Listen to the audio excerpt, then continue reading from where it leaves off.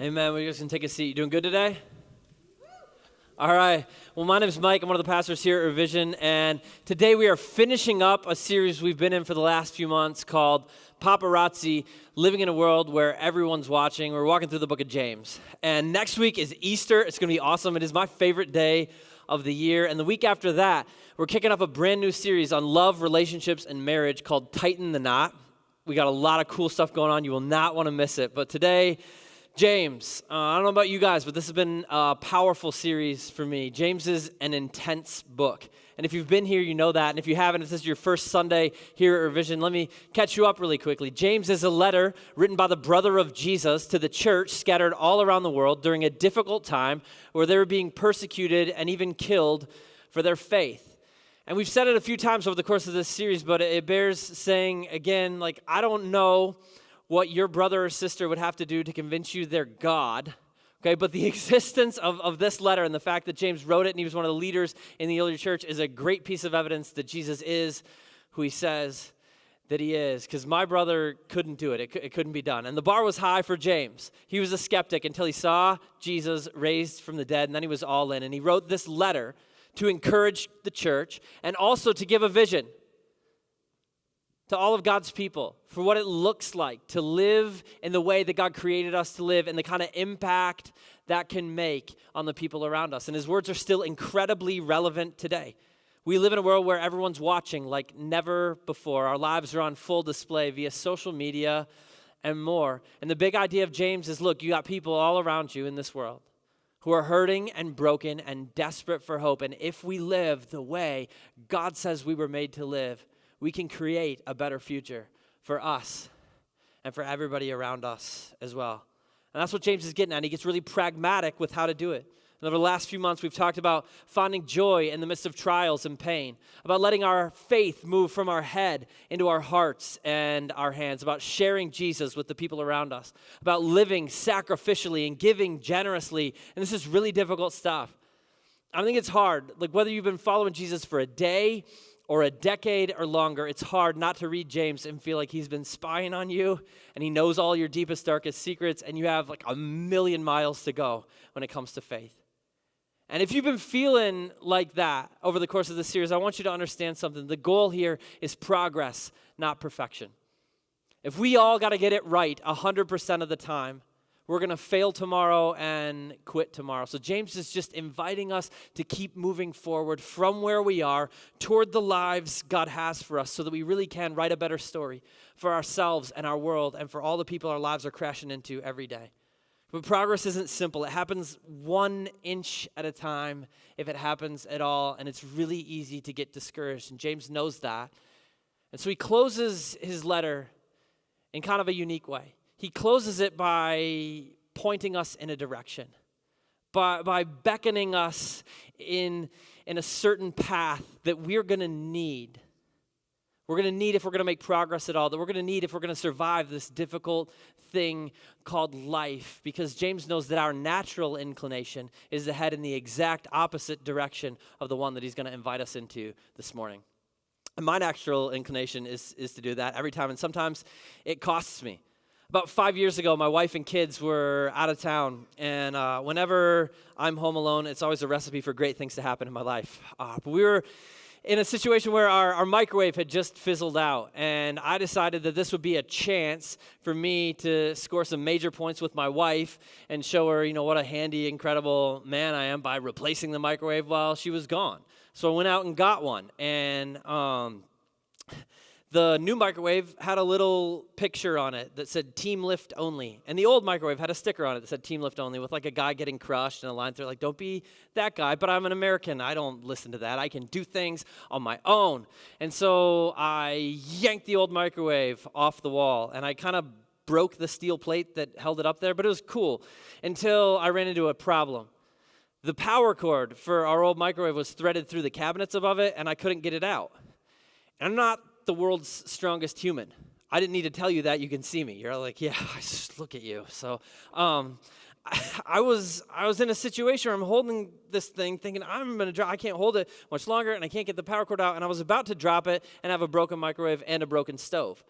So I tried one last ditch effort. I just used all my strength to hold it with one arm and yanked the cord as hard as I could. And it totally worked, and it was free. And I carried the microwave across the kitchen. I set it down. And I was real proud. And then I turned around, and that's when I saw the pool of blood.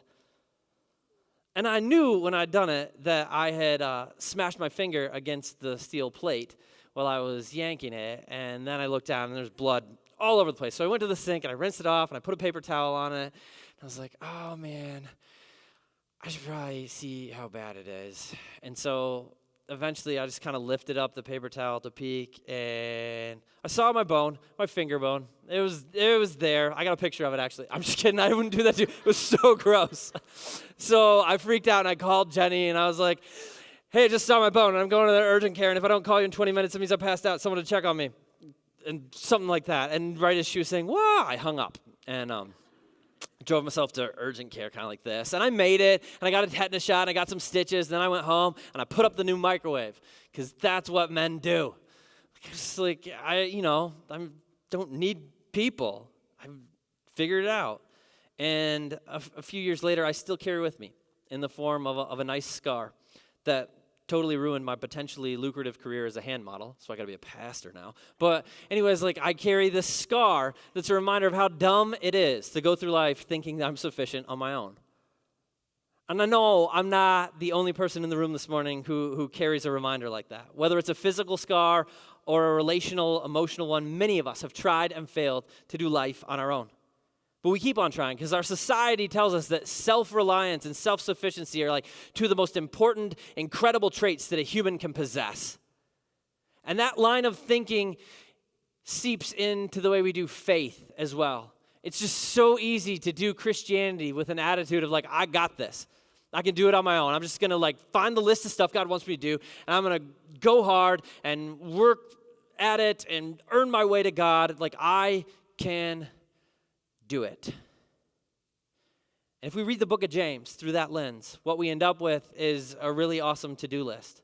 We're all right, this is what it looks like. Ready, go. And what we're going to see at the end of James's letter in chapter 5 is that this whole thing he was writing isn't a to-do list at all. That's not what it's about. It isn't about earning God's love or just doing it right. And in fact, it's not even doable on our own. And the lens that James is going to communicate that idea through is the lens of prayer. And a whole lot of the letters in the New Testament close with prayer. Paul almost always closes with prayer. And James does the same thing. He just does it in a really Jamesy way. Because James is not a sensey. James doesn't have feelings. He doesn't get into that. We don't even know if James had feelings at all. If you've read his book, you probably doubt it. And Paul, he's not going to go full Paul because Paul's always at the end, I love you guys. I miss you so much. I'm praying for you. I can't wait to see you again. And James is ew, no, not that. But I do want to talk about prayer. I'm going to tell you about the role it has to play in your lives. So if you got a Bible with you, you can open it up to James chapter 5. We're going to start at verse 13 this morning. If you don't have one, don't worry about it. The words will be on the screen. You can follow along. This is what James writes. He says, is any one of you suffering? Let them pray. Is anyone happy? Let them sing songs of praise. Is anyone among you sick? Let them call the elders of the church to pray over them and anoint them with oil in the name of the Lord. And the prayer offered in faith will make the sick person well. The Lord will raise them up. If they've sinned, they will be forgiven. Therefore, confess your sins to each other and pray for each other so that you may be healed. The prayer of a righteous person is powerful and effective. Elijah was a human being, even as we are. He prayed earnestly that it would not rain, and it did not rain on the land for 3.5 years. Again he prayed, and the heavens gave rain, and the earth produced crops. Because I love that James finishes his letter like this. He just wrote a very intense, challenging, powerful bunch of words. And then he closes it by pointing us back to the source. Back to the reason for it all. He lays out all these different scenarios. He's is your heart broken? Pray. Is your heart overjoyed? Pray. Are you struggling with sickness? Pray. Are you battling brokenness? Pray. I don't care what's going on in your life, whether it's terrible or it's awesome, whatever mountains there are out in front of you that you got to conquer, the first place you turn should always be God. Look up. Look to the source and the provider and the one who loves you and sustains you no matter what is going on in your life. Pray. I think the reason James closes his letter like this is that is so not our natural response.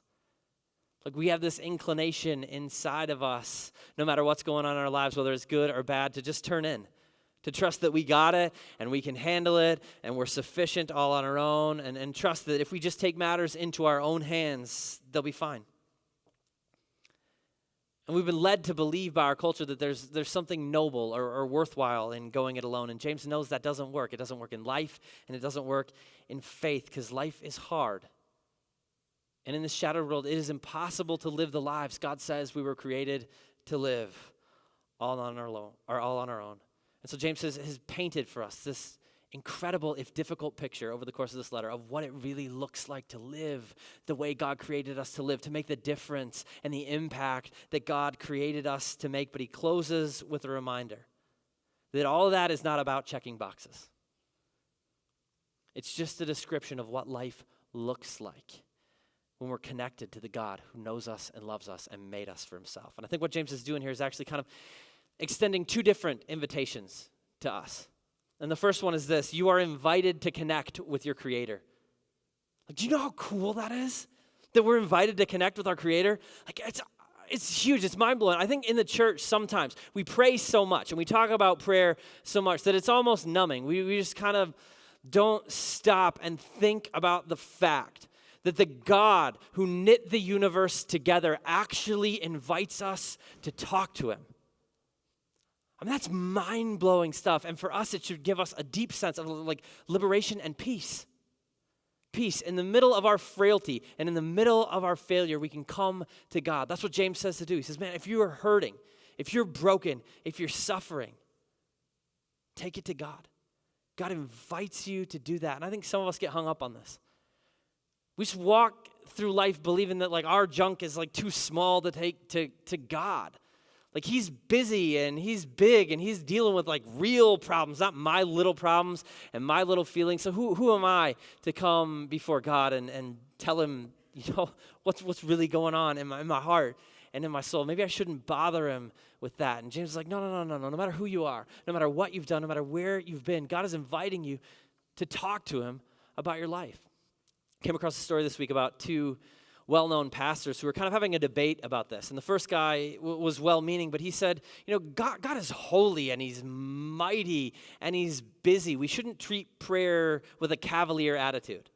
And he compared God to the president. He said, every time you have a problem in your life, you figure out how to solve it. You don't fly to Washington, D.C. and try and kick down the door to the Oval Office and expect the president of the United States to deal with your little stuff. The other pastor paused and he said, you do if you're the president's kid. Like the Bible could not be more clear about this. That is how God views you as a son, as a daughter. Hebrews tells us we can approach the throne of God with the confidence of sons and daughters. And 1 Peter 5 tells us we can cast all of our cares and all of our anxieties on him. That's so cool. When I picture it through the lens of being a father. I have 4 kids, and I want them to know that no matter what's going on in their life, no matter where they're at, no matter what they've done, they can come to me. And I'm a safe space of listening and healing. And sometimes they have like these real hurts in their little hearts, and I want to welcome them in, and I want to love them through that, and I want them to know that I care. And a lot of times they come to me crying, like so many times they come to me crying, and their issues are there's like more along the lines of, Jimmy told me I'm not strong enough to lift the house. Or like, Emma wouldn't let me ride the dog down the stairs. And just like, internally you're thinking, buddy, I don't know what to tell you about that. But externally, if they're crying, man, I don't care. I'm not a hugger. I'm not a real touchy person. But I don't care. If my kids are crying, I don't care whether the problem is big or small, deep or surface level. I'm going to do one thing. I'm going to say, come here. Get in here. I got you. We got to get this morning. That is exactly what God is trying to communicate to you. Like, when you're hurting, he's calling out to you, get in here. I got you. That's the heartbeat of Christianity. Like some of us have lived or been taught or just found ourselves believing that the big idea of following Jesus is like doing the correct right stuff and avoiding the correct wrong stuff. And if we do that, we're in and God will love us. And that's not it at all. It's about connecting in relationship to the God who loves you and saved you. That's what it's all about. And he's inviting you in. In the middle of all of your brokenness, in the middle of your worst moments, he's saying, get in here. I got you. I got you. And in the middle of your joy, too. James says, if you're happy and you know it, sing a song. Like, take your worst moments to God. Take your best moments to God. Like, connect with them in the highs and the lows. And I think that idea of, like, communicating to someone our good news and our bad news actually makes a lot of sense, because we do that with other people. Like, if you're madly in love with somebody, that's the first person you want to tell good news to, and the first person you tell bad news to. I got my person. I like her better than all the other people. Sorry, not sorry. And so whenever anything happens in my life, my first thought is like, I got to tell Jenny. And she tells me stuff too. And she tells me more stuff than I tell her. For being honest, she's not here this service. So sometimes she tells me stuff and it's not good or bad. It's just like, I think she's been with 4-year-olds too long. But whatever. We're living together and everything. And we talked on the phone 49 times in the last week. I looked it up. That's a lot of times, right? But a lot of those times were less than a minute. And I think prayer can be like that. Sometimes we think about prayer, and James says, whatever's going on in your life, pray. And we're like, man, I got to block off an hour, and I got to say really eloquent words. And it is important to take chunks of time to speak and communicate with God and listen. But also it can be 15 seconds here, and it can be a thought that you want to share here. 30 seconds, 20 seconds, 45 seconds. That's okay. God is just inviting you to connect with him. And some of us read this passage too, and we get a little hung up on it, because James is like, all right, if you're struggling, you can pray. If you're joyful, you sing a song of praise. And some of you in here, especially dudes, you're like, no, I'm not singing. I can't do that. I don't even like the singing part of church. I'm not singing a song. I don't like songs. That feels a little bit effeminate for me. And fair enough. The word that James uses there, is this Greek term stiletto, which literally means to pluck a harp. Okay? And plucking a harp is probably not the most manly thing that we can think of, right? Except for it was originally used to talk about David plucking a harp and singing. David, who killed bears and lions with his bare hands and cut off the head of a giant, and they sang songs about how many tens of thousands of people he killed in battle. But it's cool. If you don't want to sing to God, dudes, just don't. You're probably more manly than David. Once you get to heaven and tell him that to his face. See how that goes. But I'm just kidding. I don't think James is saying you have to sing here at all. That's not the big idea. The big idea is just connect with God. He's inviting you in. It doesn't have to be fancy, and it doesn't have to be long. It doesn't have to be a certain method. Prayer is communicating with the Creator who loves us and promises to listen. That's it. Whether it's spoken or written or sung or just thought, it's that simple. It's just communicating with our Creator who loves us and promises that it listen. And James invites us to that, because he knows if we don't connect with God, we miss out. And he knows too, like in our highest moments and in our lowest moments, when we're overjoyed and brokenhearted, we're tempted sometimes in those extremes to forget about God. We're tempted in those spaces particularly to believe that we can do it on our own and we don't need God. And he knows that if we lean into that temptation, what we'll find is failure on the other side, because this whole thing we call life isn't doable on our own. We were built to do it connected to God, but not just connected to God. The first invitation James extends to us is you're invited to connect with your Creator, but then he extends this second invitation, shifts gears a little bit, still through the lens of prayer. He says you're invited to connect with community. He says, hey, when you get sick and you need healing, call the leaders of the church to come pray over you and anoint you with oil in the name of the Lord. And some of you essential oils people are like, preach, brother, yes, CBD and frankincense. That's great. I don't think that's exactly where he's going here, but scholars believe that in the first century, oils were medicinal. And so on a meta level, most biblical scholars here's what James is saying. When you get sick, go get some medicine, and then go get some prayer, because God can do even more than medicine can. And you shouldn't be suffering through this sickness alone. You shouldn't be praying alone. You shouldn't go it alone. Call the leaders of your church. Call your house group leader, your small group leader. Call them up, call the board, have them come visit you, because you know what they're going to do? They're going to visit you, and they're going to do the exact same thing that God does. They're going to be like, get in here. Come in here. We got you. We got you. We are going to carry you through this thing, and we're going to lift you up in prayer. That's what community is for. That's how we're meant to do it. And again, it's not always how we want to do it. We don't always want to call people and ask for prayer. It's vulnerable. And to be fair, if you got a sniffle, don't call the board. Just blow your nose, suck it up, and get over it. But like when you need prayer, like we don't want to do that because it feels a little bit vulnerable. But I love that James says, like, you call them. Don't like wait for them to call you, or don't expect them, and don't get mad that they didn't see your Facebook post at 3:13 a.m. in the morning, or expect that like church leaders are trolling hospitals looking for folks. That's not how it works. It's like you call them, and here's why. 2 reasons. Number 1, you need to make that call as a reminder to yourself that you cannot and should not handle this thing alone. And number 2, calling people into prayer is an act of faith.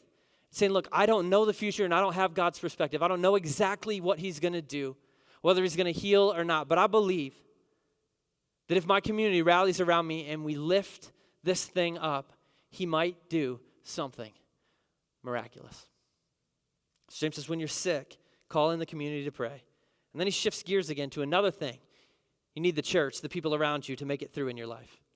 Sin. He says, confess your sins to each other and pray for one another so that you might be healed. He moves from like physical healing to spiritual healing and says we need God and we need each other for both of those. And this idea of like spiritual healing in community, of confessing our brokenness to other people, I don't know about you guys, but I think this is maybe the toughest, most difficult thing James has said yet.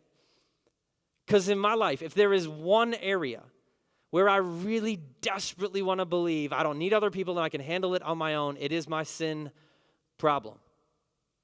I don't like the idea, and none of us do, of having to tell everybody else about the stuff in our lives that we can't conquer. But James is like, yo, that doesn't work.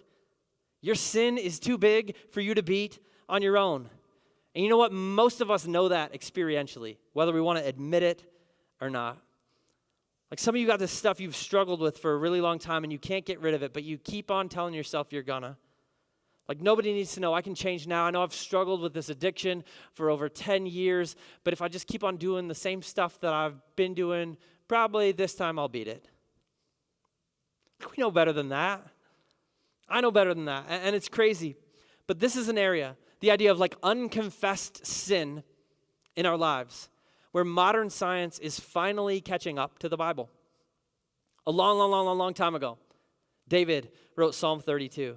And he had this secret sin that he was trying to hang on to and not tell anybody about. And this is what he wrote. He said, when I kept silent, my bones wasted away through my groaning all day long.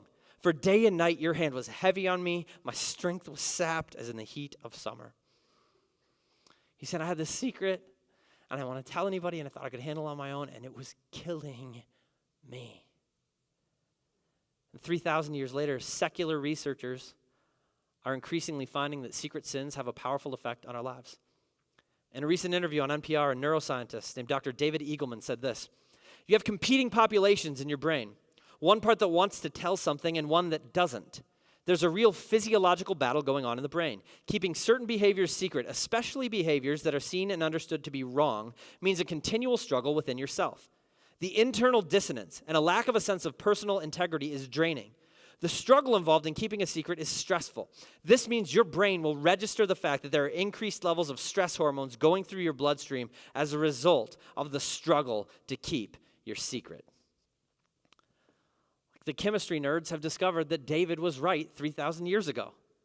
There's stress in unconfessed sin. And there's also relief in confession. A recent study by the University of Texas found that people who regularly participate in church community on a weekly basis live 7 years longer than the rest of the population on average because of the stress it relieves as their burdens are shared and the fact that they're loved through their brokenness. That's nuts. There are tangible health benefits to accepting God's invitation to live in real, authentic, raw community with other people. And some of you, man, you got this junk in your lives and you've been wondering why you're struggling. Wondering why you're hurting, wondering why you're frustrated, wondering why you're like out of energy and you don't seem to be living this abundant life Jesus promised. And it's because your secret sin is eating away at your soul from the inside. And you got to get that stuff out. Like as scary, as terrifying, as frightening as it seems to confess that to other people. And every single one of us has this voice in the back of our head that's just screaming, no. I promise you. the only way to kill darkness is to drag it kicking and screaming out into the light. Like you need us to fight with you against the fight that you haven't been able to win on your own. So we need God and we need each other. That's how James closes this book. He says, there's this vision that I gave you of living the way God created you to live,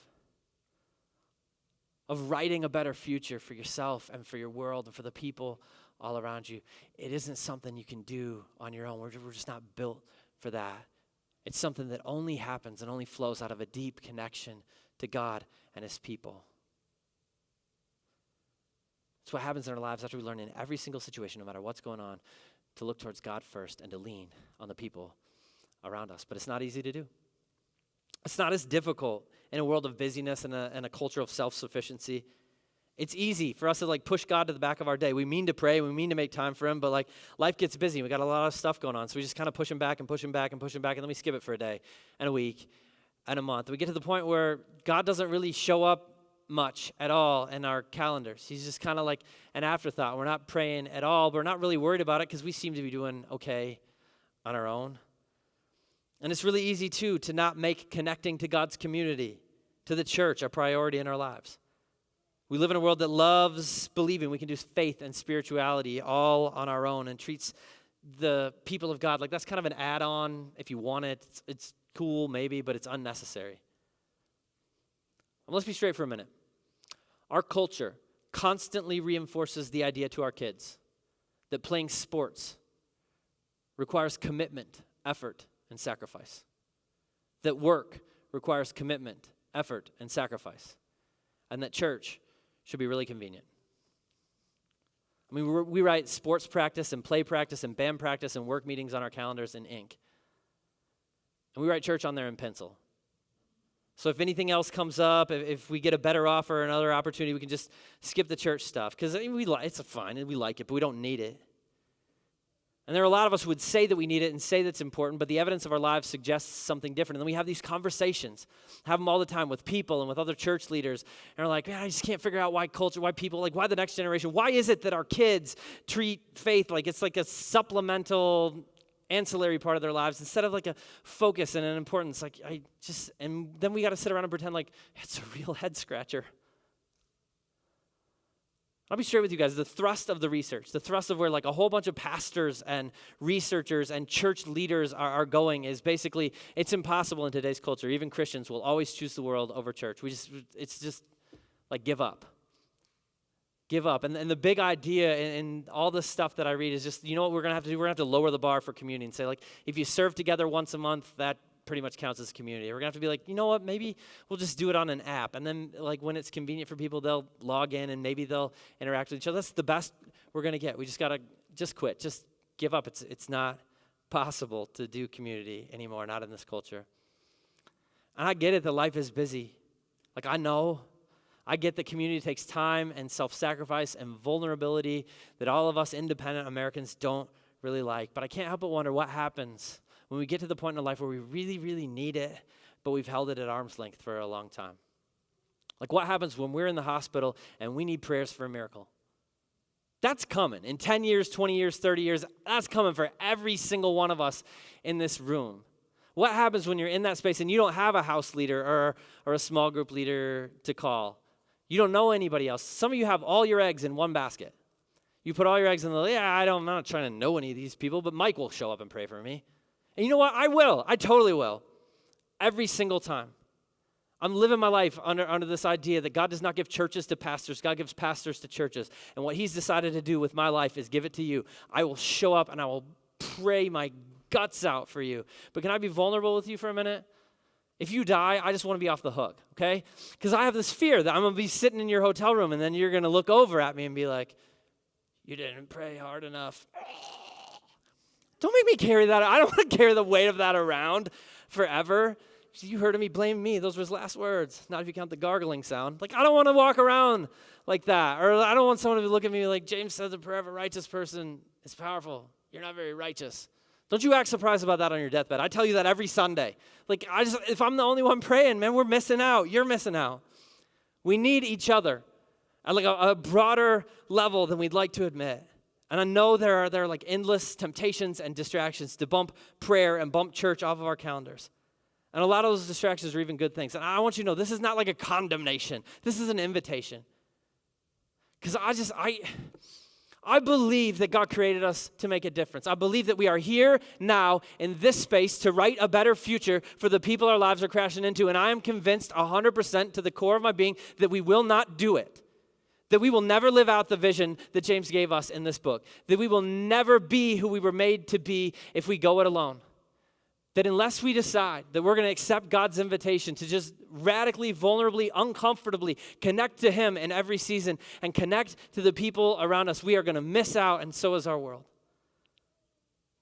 We're just not going to experience the fullness and the abundance that Jesus says we were made for. We're going to spend our lives settling for good things, and we're going to miss the best things. I think that's exactly where our enemy wants us. C.S. Lewis wrote a book called The Screwtape Letters. It's a fascinating read. The premise of the book is that there's this high-level demon named Screwtape who's writing a series of letters to his young nephew Wormwood, who's just starting out his career in the human tempting business. And throughout the book, God is referred to as the enemy. And Wormwood is consistently given advice from Screwtape about, how to defeat the enemy and how to keep people away from the enemy. And there's this one part that's always struck me. Screwtape writes this: "My dear Wormwood, doubtless, like all young tempters, you are anxious to be able to report spectacular wickedness. But do remember, the only thing that really matters is the extent to which you separate the man from the enemy. It does not matter how small the sins or distractions are, provided that their cumulative effect is to edge the man away from the light and out into the nothing. Murder is no better than playing cards, if cards can do the trick. Indeed, the safest road to hell is the gradual one, the gentle slope, soft underfoot, without sudden turnings, without milestones, without signposts. Your affectionate uncle, Screwtape." I know more than most how easy it is to get distracted by good things. How easy it is to convince ourselves that we got it and we can handle it and we're sufficient on our own. I am a type A leader. I have wanted to believe that about myself since the day I was born. And James closes this letter, which is a powerful reminder that it doesn't work like that. This is not how God made us. And with a powerful invitation to connect our lives to our Creator and to His community. And He does it, I think, because He knows that's where life is found. That's where the future is found. That's where abundance is found. Doing it together. He knows, when we're at our most overjoyed and at our most broken, we're most desperate for community. Whether we know it or not. Because community makes those moments better. Which means sometimes we need to invest. Sometimes we need to plug in. Not because of what we can get, but because of what we have to give. It's not always about what you're receiving. There may be weeks when you get nothing out of it. There may be weeks where you're like, I don't have anything high or low. It doesn't matter. I'll just skip it. But those weeks, somebody else's high is a little lower because you weren't there to share it. And somebody else's low is a little heavier because you weren't there to carry it with them. Don't rob us of you. We need you. And you need us. That's what God says, and He couldn't be more clear about it. That's how we were made to do it. And if we don't, if we just keep chasing this road of self-sufficiency and self-involved faith, we're going to miss out, and so as our world. But if we do, God promises in the end we'll find that we get out of it a whole lot more than we put in. That we'll find strength to face whatever life throws our way, and we'll get the chance to be a part of what He's doing to make all things new and set all things right, just like Elijah was. It's so weird that he throws that in there at the end of this. He's going in a totally different direction. At the end of his book, he's like, you know what? If you're hurting, pray. If you're overjoyed, praise. If you're sick, pray in community. If you're struggling with sin, confess to community. Also, Elijah. What is he? Why is that there? But it's there on purpose, okay? Because he's trying to remind us of something. He's trying to give us this vision. He's saying, look, when you do this, when you decide, all right, God, I'm going to accept that invitation, I'm going to connect. You can live a life that radically alters the lives of the people around you, just like Elijah did. And that's nuts. You guys, Elijah prayed one time and it didn't rain for 3.5 years. Elijah called a fireball down from the sky. It would be great to be like Elijah. I wish I could call a fireball down from the sky.